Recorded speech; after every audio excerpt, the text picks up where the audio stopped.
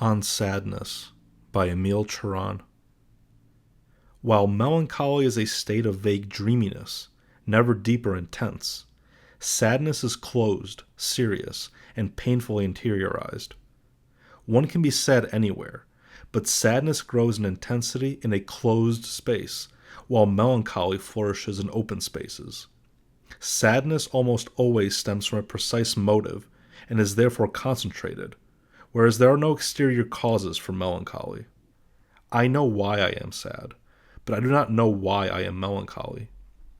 Melancholy states last a long time without reaching any great intensity, or rather, their long duration erases from consciousness any original motive, whereas in sadness, which is not long lasting, the motive remains present, generating a self-contained inner tension which will never explode but slowly die in itself.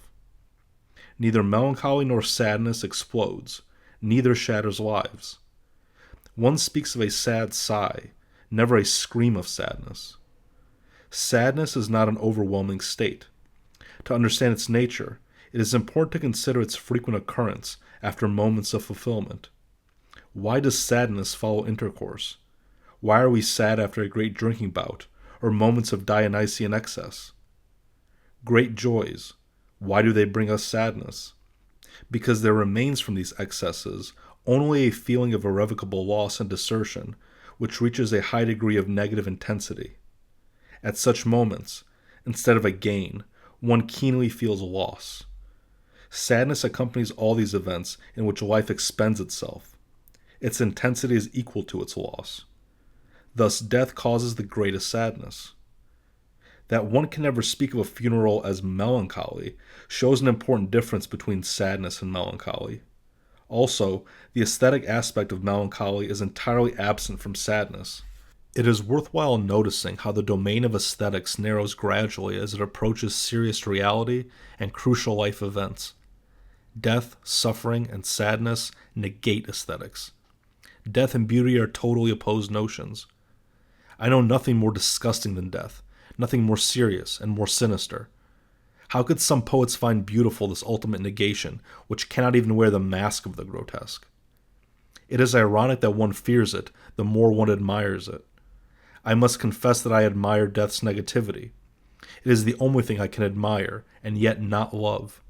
Its grandeur and infinity impress me, but my despair is so vast that I don't even harbor the hope of death.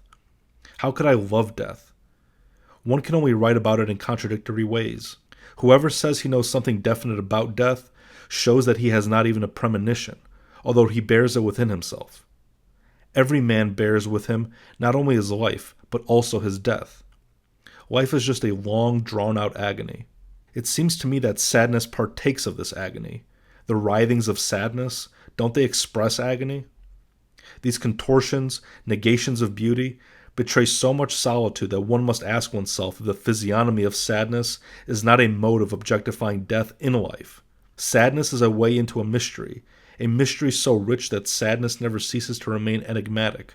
If there were a scale of mysteries, sadness would belong to a group of infinite mysteries without limit, inexhaustible.